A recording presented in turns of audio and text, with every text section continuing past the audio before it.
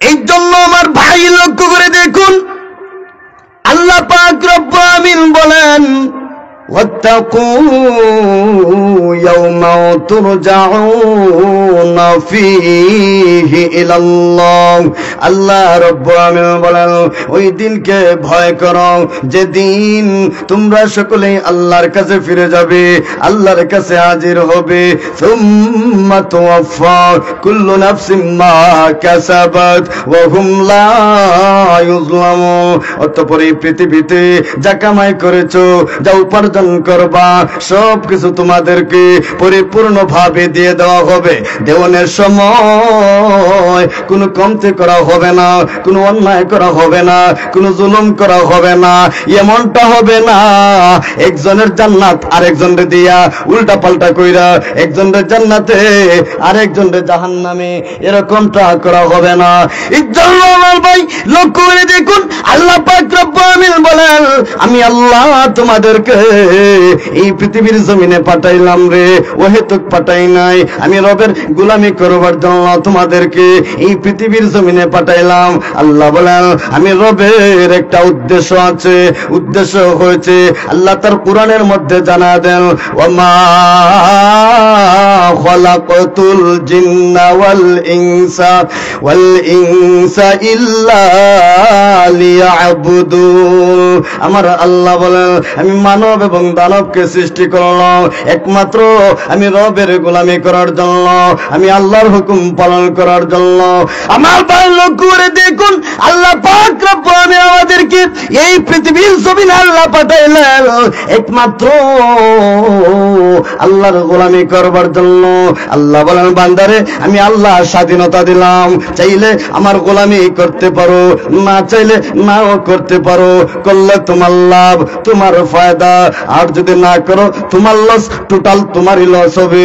আল্লাহর পয়গম্বর বলেন আর দুনিয়া সিজনুল মুমিন ওয়া জান্নাতুল কাফির। আল্লাহর নবী বলেন উম্মতেরা আমার আমি রাসূল তোমাদেরকে জানা দিলাম রে ও আমার উম্মতেরা, শোনো এই পৃথিবীটা হয়েছে মুমিনদের জন্য জেলখানা আর বেঈমান কাফেরদের জন্য জান্নাত। আল্লাহর নবী বলেন মুমিন মনে যা চায় তা করতে পারে না, মনে যা চায় তাই সে দেখতে পারে না, বলতে পারে না। আল্লাহ পাক রব্বুল আমিন এই পৃথিবীর জমিনে আল্লাহ এই দুনিয়াতে মানুষ পাঠাইলেন একমাত্র আল্লাহর গোলামি করার জন্য। আল্লাহ বলেন এই পৃথিবীতে তোমরা যা করবা সব কিছু তোমরা পরকালে পুরোপুরি পাইবা, পরকালে তোমাদেরকে টোকানো হবে না। এই দুনিয়াতে যদি ভালো কাজ করো ভালো কাজের ফল ভোগ করবা, যদি মন্দ কাজ করো মন্দ কাজের ফল পাইবা। বান্দারে যদি এই পৃথিবীতে ন্যূনতম যারা পরিমাণ ভালো কাজও করো, এটা স্বচক্ষে অবলোকন করবা। আল্লাহ পাক রব্বুল আমিন তার কোরআনের মধ্যে আল্লাহ জানা দেন ফামাই ইয়ামাল مثقال ذرة خيرا يره ومن يعمل مثقال ذرة شرا يره। আমার আল্লাহ বলে বান্দা আমার কিয়ামতের দিন তুমি দুনিয়াতে যা করছো ন্যূনতম যারা পরিমাণ অণু পরিমাণ যদি ভালো কাজ করে তা করে ও বাসব সেই অণু পরিমাণ ভালো কাজটা আমি আল্লাহ তোমার চোখের সামনে তুলে ধরব। আর যদি ন্যূনতম অণু পরিমাণ যারা পরিমাণ মন্দ কাজও যদি তুমি করো রে, এটা কিয়ামতের দিন আমি আল্লাহ তোমার চোখের সামনে তুলে ধরব। বান্দারে ওই দিনটা বড় ভয়ঙ্কর হবে, ওই দিন সাধারণ নয়, মামুলি কোনো ব্যাপার নয়। কিয়ামতের দিন যখন সবাই হাজির হবে, কিয়ামতের দিন যখন সবাই উপস্থিত হবে, ওই দিন অবস্থা এমন হবে আল্লাহর পয়গম্বর বলেন ওই দিন সূর্যকে মহান আল্লাহ একেবারে মাথার কাছাকাছি নিয়ে আসবে। শুধু তা নয়, ওই দিনের অবস্থা এমন হবে আল্লাহর নবী বলেন ওই দিন সমস্ত মানুষের কারো পরনের মধ্যে কোনো কাপড় থাকবে না, সবাই থাকবে উলঙ্গ। আল্লাহর নবী বলেন ওই দিন কারো পরনের মধ্যে কোনো জামা থাকবে না, সবাই থাকবে উলঙ্গ।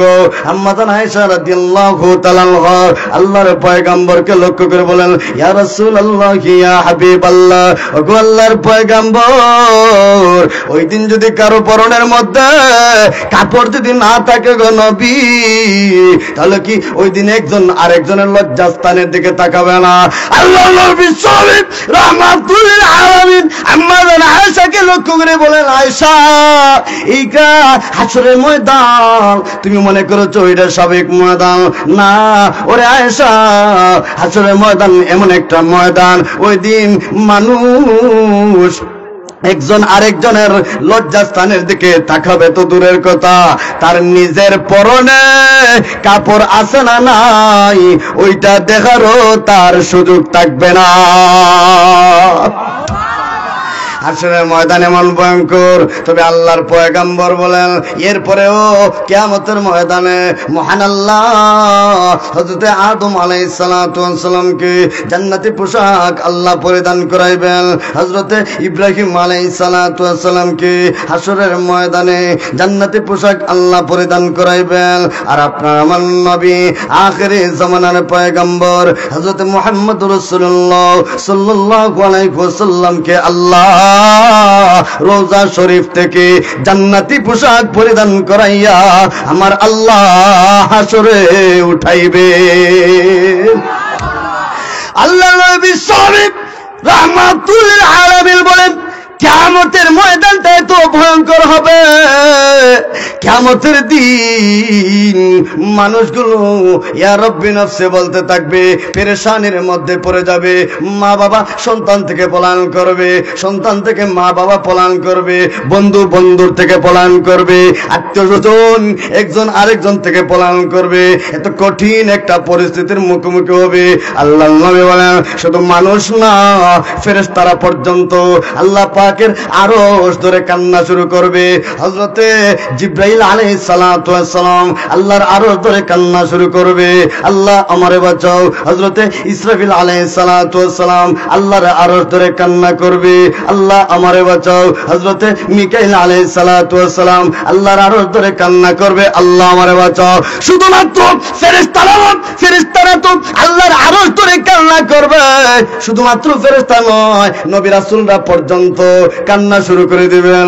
আদম আলাইহিস সালাতু ওয়াস সালাম বলবেন, আল্লাহ আমারে বাঁচাও, ইয়া রব্বি নফসি, আল্লাহ আমারে বাঁচাও। হযরতে ইব্রাহিম আলাইহিস সালাতু ওয়াস সালাম বলবেন, আল্লাহ আমারে বাঁচাও। হযরতে মিকাইল, হযরতে মুসা আলাইহিস সালাতু ওয়াস সালাম বলবেন, আল্লাহ আমারে বাঁচাও।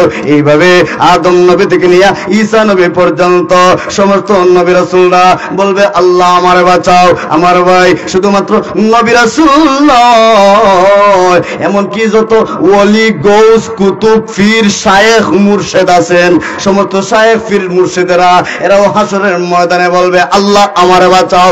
সমস্ত ওলি, গৌস, কুতুবেরা পর্যন্ত ইয়া রব্বি নফসি বলতে শুরু করবে। ওই দিন অবস্থা এমন হবে, আল্লাহ পাক রব্বুল আলামিন তার কালামের মধ্যে জানা দেন, ওই দিন এমন ভয়ঙ্কর হবে। আমার আল্লাহ বলেন, ওয়াজি ইয়াউমা ইযিম বিজাহান্নাম, ওই দিন জাহান্নামকে আনা হবে, জাহান্নাম আসবে, বিকট শব্দ করবে, তাকাদু তামাইয়াজু মিনাল গায়জ, জাহান্নাম রাগে গুসায় যেন জাহান্নাম ফেটে যাচ্ছে। আল্লাহ বলেন, আলাইহা 19, ওই জাহান্নামের প্রহরের সংখ্যা হয়েছে 19 জন। আল্লাহু আকবার। মহান আল্লাহ বলেন, এই জাহান্নামের প্রহরের সংখ্যা হয়েছে 19 জন। এই আয়াতে কারিমা যখন নাজিল হয়, বেঈমান কাফেররা এরা একজন আরেকজনকে কয়, শুনছনি, হযরতে আদম আলাইহিস সালাতু ওয়াস সালাম থেকে নিয়ে কিয়ামত পর্যন্ত যত মানুষ এই পৃথিবীর জমিনে আগমন করবে, সমস্ত মানুষের মধ্যে যারা নাকি কবিরা গুনাহ করে এই পৃথিবী থেকে বিদায় নেবে, ওই সমস্ত মানুষদেরকে আল্লাহ জাহান্নামের মধ্যে নিক্ষেপ করবেন। অথচ ওই জাহান্নামের প্রহরের সংখ্যা হয়েছে মাত্র 19 জন। বেঈমান কাফেররা একজন আরেকজনকে কয়, মাত্র 19 জন প্রহরী, এই 19 জন ফেরেশতার সঙ্গে কি যুদ্ধ করবার মতন শক্তি তোমরা নাই নাকি? নাউজুবিল্লাহ বলেন। আর একটু জোরে কোন, কি বলছে বুঝছেন না আপনারা? বেঈমানরা কয় 19 জন যে প্রহরী আছে, এরা লোকে যুদ্ধ করতে পারতেন না, ফেরেশতার লোকে যুদ্ধ করতে চায়।